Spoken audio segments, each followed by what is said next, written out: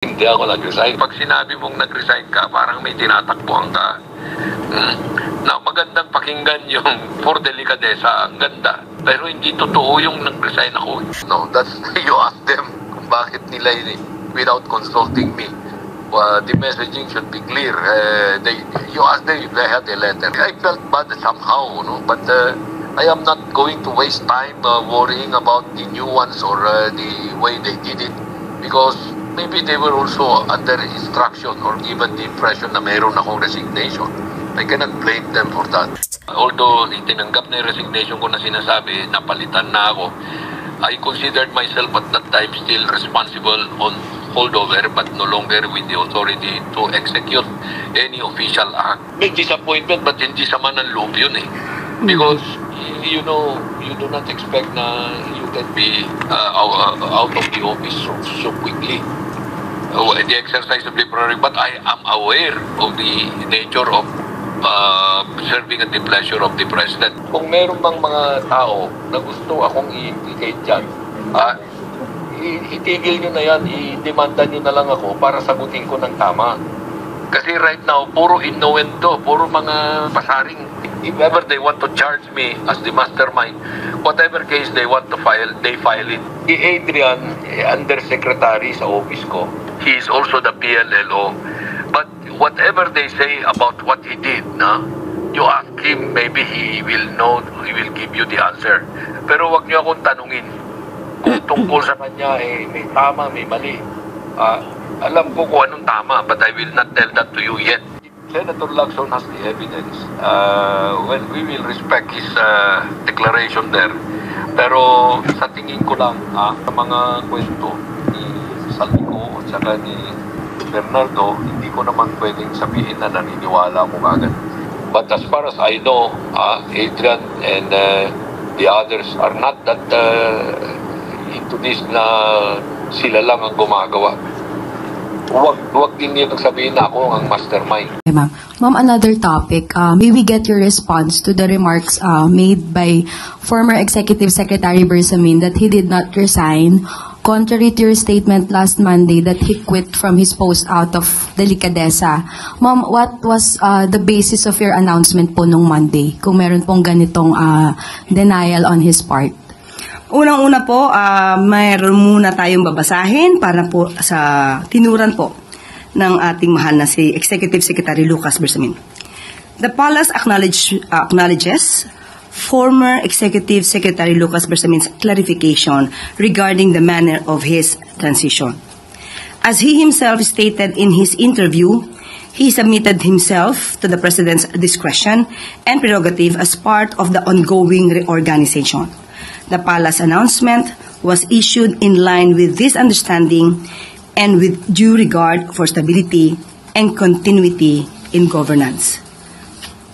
At nagkausap naman po sila ng Pangulo face-to-face at let us just leave it at that.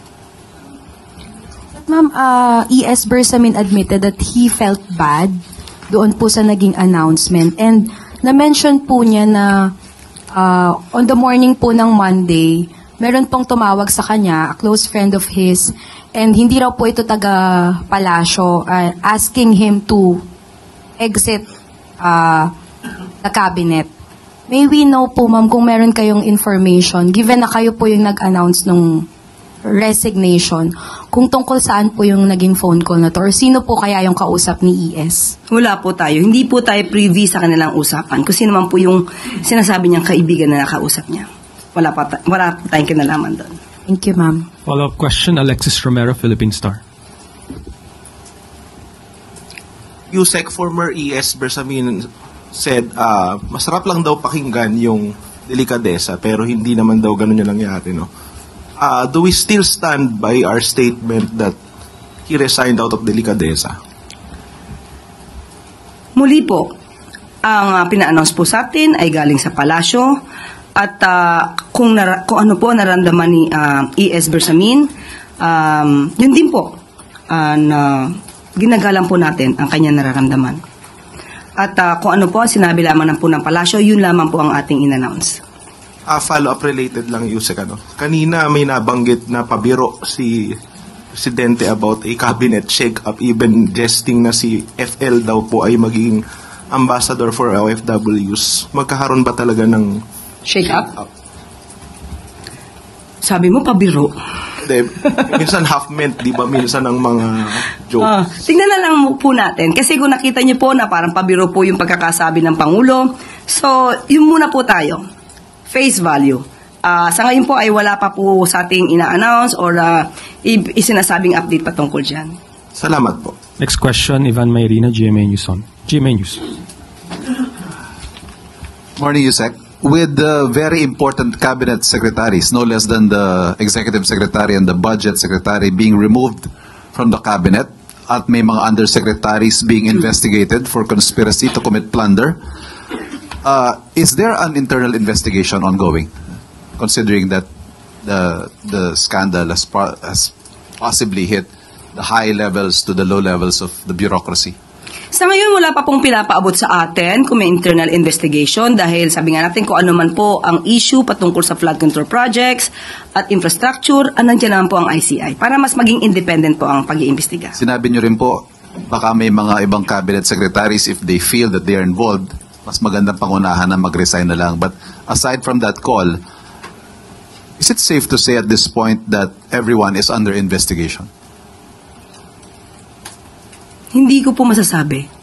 Pinag-iisipan ko, parang wala po ang masasabi ng lahat ay under investigation. So, ang maaari lamang pong sinasagawa ng Pangulo yung performance ng bawat kabinete. At yun naman ay usual at regular. Pero kung patungkol po sa mga sinasabi natin maanumalyang flood control projects at wala naman pong nababanggit o nasasabi, parang hindi naman po kailangan mag-imbestiga patungkol dito. Ma'am, with cabinet secretaries being made to resign or resignations being accepted as you announced, and seemingly given graceful exits, paano po masisiguro ng administrasyon that they will be made to stand investigation and eventually prosecution should it come to it? Wala na po sa kamay ng Pangulo yan. Yan po ay maaari na sa kamay na po ng ICI, maaari na sa kamay na po ng Ombudsman, DOJ. Sila na po ang mag-iimbestiga. Pero hindi ho ba by allowing them to resign, parang nabibigyan sila ng free pass na to escape accountability? Wala pong pwedeng lumagpas. Kung kinakailangan po imbestigahan, private citizen, public official, kung kailangan imbestigahan, dapat imbestigahan. Thank you. Next question, Katrina Domingo, ABS-CBN. Morning, Undersecretary. The former Executive Secretary denied that he resigned out of his own accord. So ano po yung totoong reason kung bakit po siya tinanggal at sino po yung nagpatanggal? Muli, binanggit na po natin ang ating sagot at sila nagkausap na po. At sinabi nga po natin, pabayaan na po natin at sila naman po ay nagkausap na. I'm sorry, hindi namin pwede pabayaan because the taxpayers who are funding the government and are actually paying the salaries of this administration is actually asking for the truth from the palace. Bakit po natanggal yung executive secretary at sino po yung nagpatanggal sa kanya? Hindi ko po masasabi kung sino po nagpatanggal sa kanya. Binanggit ko po kanina na hindi ko po alam kung sinong kausap niya. Kung yun pa ang nababasa ng palasyo, dahil sinabit niya naman po ang sarili niya sa President's prerogative, yan lang po ang ating masasabi. At tinanggap po ang sinasabing resignation. Okay, ma'am, just a follow-up question if you could not give us the exact reason for Bersamin's removal. The former executive secretary was not the first official who actually experienced this kind of treatment na parang they were caught by surprise with their removal. We saw the removal of Baguio City Mayor Benjamin Magalong from the ICI, also the removal of former DPWH Secretary Bonoan from his post. How does the palace actually explain the seeming trend of unceremonious removal of high-ranking officials in the Philippine seat of power? Tanong po natin, tinanggal po ba si Mayor Magalong? Sino po ba ang nag-resign? Ang huli natin pagkakasabi tungkol kay Mayor Magalong ay ipapatignan, ipapacheck, ipapa-assess sa legal team kung mayroon ba na-violate. Wala pong nagpa-resign kay Mayor Magalong. Action niya po yan, voluntaryo.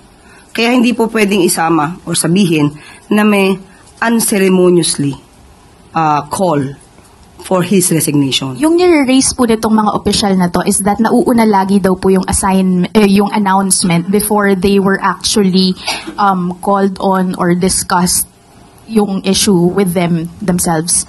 How does the palace respond to that? Na may parang gap in terms of communication within the President's inner circle? Tandaan po natin, lahat naman po kami ay, ang aming service ay upon the pleasure of the President. Sabi nga nila, pagpasok mo dito, hindi mo alam kung ito na yung huling araw mo. So lahat po kami dapat ay handa doon. Next question, Ann Soberano, Bomboradio. Yusek, good afternoon. Reaction lang from Palace. Magti 3 months pa lang po si House Speaker Bojo D at may mga ulat na pong papalitan umano siya. At ang napipisil po daw ng Malacanang, ito pong si Deputy Speaker Ronaldo Puno. Do tinanggi naman po ni Representative Puno na may ganitong issue. Totoo po ba na si DS Puno po ang nais ng palasyo para maging susunod na House Speaker? Ang pagpili po kasi ng liderato ng Kongreso ay wala naman po sa kamay ng Pangulo. Kung ano po ang kanilang magiging desisyon dyan, kung ano ang kanilang pagiging pagpapatakbo dyan, hindi po yan saklaw ng Pangulo. So, nasa kanila po yan, kung ano po yung nais nilang gawin sa House of Representatives. Wala po bang impluensya si Pangulo na pwedeng ito yung pwede nating ilagay? Wala po akong nakikita at wala pong ganun. Thank you, ma'am.